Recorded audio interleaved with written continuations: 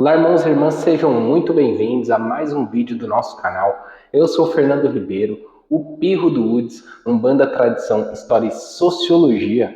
E depois de termos falado aí sobre a verdadeira origem da Umbanda no nosso último vídeo e também sobre as vertentes da Umbanda, hoje a gente vai falar sobre como os orixás começaram a ser cultuados dentro da Macumba. É óbvio, por um prisma histórico, a característica maior aqui do nosso canal. Então já deixa o like, se inscreve no nosso canal e roda a vinheta.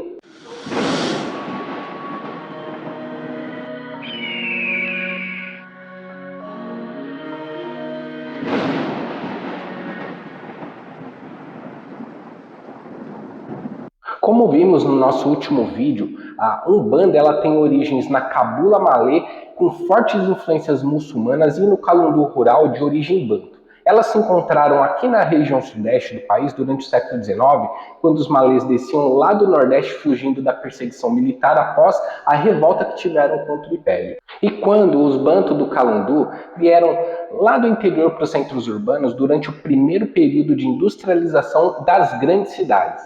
Esse encontro se deu principalmente no Rio de Janeiro, e um dos lugares que mais nos servem como exemplo para termos acesso a essa dimensão histórica se chama Pequena África, que existe até hoje lá no Rio. Um lugar que a gente pode visitar como ponto turístico e que no passado foi um local que reuniu muitas culturas e diferentes religiosidades. A gente precisa entender que os negros de origem banto, do tronco linguístico Congo-Angola, eles estavam no Brasil há mais tempo. O tráfico dessas etnias aconteceu em maior número durante os séculos XVI e XVII. Afastados das suas terras natais, eles tiveram muito trabalho para conseguir levar a cultura adiante dentro do sistema escravocrata. Com o passar dos séculos, a sua principal característica acabou se tornando o culto e reverência aos ancestrais. Como vimos em vídeos anteriores, esses ancestrais eram chamados de Ganga, os ancestrais mais recentes, e Bakuro, os ancestrais mais antigos, e que eles praticavam a cura em seus rituais. Haviam também os Inquice, também cultuados como forças da natureza, mas que não tiveram vida terrena. Essa configuração que deu desígnios para o Calundu. Já posteriormente, entre os séculos XVIII e XIX, datas mais recentes da nossa era, vai acontecer um novo fluxo escravista aqui no Brasil, dos povos Nagôs, Alçás, Malês e Jejes, vindo aí da costa da Mina e do Beni. Quando eles chegam, eles não vão encontrar tanta dificuldade para passar para frente determinadas perspectivas culturais e religiosas, pois de certa forma tem uma base sociocultural já existente aqui, e o sistema escravocrata encontrava-se mais afrouxado em relação às regras mais rígidas que eles tiveram lá no passado. Há então um encontro no território brasileiro e essas culturas e crenças elas começam a se conversar. É necessário a gente lembrar uma coisa aqui, que já falamos em outros vídeos e que é a característica dos povos bantu de absorverem as culturas dos povos que de alguma forma eles tiveram fazer um contato. Isso, para além de um costume social, era também usado como estratégia de guerra no passado. No Brasil, os negros de origem bantu, com a sua ancestralidade já passando por um longo período de afastamento da terra natal, com a privação de estudo, a subserviência forçada dentro do regime de escravidão, acabaram ficando vulneráveis nesse processo de contato com as novas etnias que chegavam lá da costa da Mina e do Beni, principalmente a influência dos Nagôs e Yorubás. Começa a rolar então uma coisa que muitos costumam chamar de nagotização, que é um termo que busca explicar aí como se deu o processo em que determinadas culturas, comportamentos e costumes nagôs se sobressaíram sobre as outras correntes étnicas africanas no solo brasileiro. Nós que de certa forma nos aproximamos aí da cultura afro-brasileira, que mergulhamos nos pormenores da formação religiosa do Brasil, sabemos que os orixás ganharam sim um status enorme no país ao longo dos séculos XIX e XX. Tem motivos que explicam sim como isso se deu. Em um artigo da doutora pela Universidade Federal da Bahia, Lisael Castilho, e o professor de antropologia Luiz Nicolau Parés, intitulado Marcelina da Silva e seu mundo, novos dados para uma historiografia do candomblé queto, eles nos mostram no artigo que no fim do século XVIII e durante o XIX surge uma elite de africanos ex-escravizados e libertos de linhagem iorubá, que fizeram sucesso com o comércio e que tinham recursos financeiros para enviar filhos, parentes e cativos de sua própria linhagem étnica para estudar em cidades africanas como Lagos e Quito, onde atualmente se encontra a Nigéria. Esses africanos, eles conseguiam passaporte e autorização do governo da província para viajar à África. Isso gerou um sistema interrelacional que ajudou com que a cultura, o conhecimento geográfico, histórico e religioso iorubá ganhasse formas mais estruturadas quando esses enviados voltavam ao Brasil. Eles traziam de lá conhecimentos e ajudavam na disseminação e no processo de formação dos primeiros candomblés. Outras etnias africanas existentes no Brasil, sem esse poder financeiro e sem poder se locomover até as suas terras de origem, ao formatarem os seus cultos, encontravam lacunas cosmológicas de explicação de suas divindades e de suas liturgias. Nisso, ao longo do século XIX, foram bebendo nessa fonte de conhecimento de raiz nagô-iorubá. Ao estudar as outras nações de candomblés brasileiros, não é difícil você encontrar essas influências. Isso então vai refletir na macumba também, no encontro das cabulas malês e no calundu banto, lá no Sudeste, especificamente no Rio de Janeiro, na ausência de um conhecimento profundo sobre os inquice, que seriam as divindades do tronco Congo-Angola, os orixás iorubá vão ganhar território.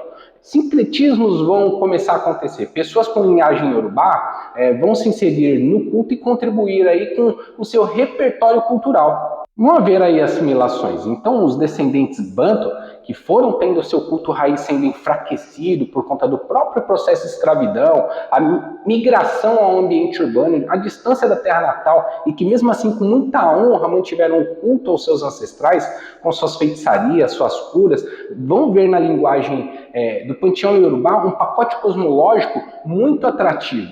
Por exemplo, o conceito de Inmolé e Irumolé dos iorubás, que grosso modo seriam uma espécie de espíritos de grandes mestres humanos que tiveram alguns a oportunidade de encarnar e trazerem conhecimentos dos orixás à Terra. Se assemelha um pouco com a configuração com que os bantus explicavam a força dos Ganga e dos Bakuru. As mitologias itãs dos orixás, seu vínculo com algumas questões da natureza se assemelham de certa forma com a relação que os Inquice Bantu tinham também com a natureza e o universo. Era a mesma coisa? A gente sabe que não, mas a gente precisa entender as limitações da época, as necessidades da época. Foi necessário fazer concessões para que o valor maior daquela geração pudesse ser levado para frente e o que era o bem mais valioso. É assim que termos nagô-iorubás vão ganhando território na macumba. Alguns vão dizer que trata-se de algo ruim, uma imposição.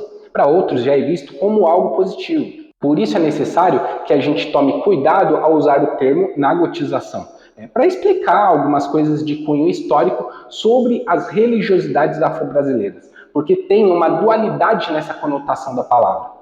Pensa que assim, é difícil e doloroso a gente olhar para um processo de formação de uma religião, entendendo que para sua descendência houve a limitação de acesso ao conhecimento. Não tratava-se de vontade apenas. A vontade eles tinham, de entender os seus mais velhos, de entender a sua história, mas existia uma privação. E privado desse acesso, ficavam vulneráveis e suscetíveis a aderir ao conhecimento ancestral daqueles que tiveram acesso, no caso os nagôs. Eles estavam meio que inseridos na mesma estratificação social, tinham angústias e dores que os interligavam. Para desse vínculo socioeconômico partirem para associações e absorções de crenças, foi um pulo. Ou seja, é isso que rolou com os descendentes banto com a vinda dos nagôs iorubás. Os iorubás tinham uma cultura ancestral recente na memória. Se libertar e alforriar em sua época de escravidão era mais fácil em relação à época dos banto. A ascensão social e econômica também mais acessível. Isso vai refletir em como eles estruturam seu sistema de crença no Brasil. A possibilidade de irem até a terra natal e revisitar as suas religiões de origem, as simbologias, toda a gama de sabedoria e conhecimentos e depois retornar, deu a eles um poder muito grande na passagem disso tudo para os demais. Já os descendentes banto tinham perdido esse vínculo com a terra natal. Só vão começar a recuperar isso posteriormente, durante o século XX, quando intelectuais negros brasileiros vão utilizar de estudos acadêmicos para investigar o seu passado de origem. No outro vídeo eu citei o grande intelectual brasileiro que, na minha visão, é exímio nesse tipo de estudo, Ney Lopes. Por um lado, todo esse enredamento que estamos trazendo aqui trata-se da soma entre as culturas, do que cada um tinha a contribuir na época em que os primeiros candomblés e as primeiras macumbas se formaram. Mas temos que concordar que há aí um apagamento, não por imposição simplesmente, mas porque a realidade social e econômica escravocrata fez com que essa fosse a única saída.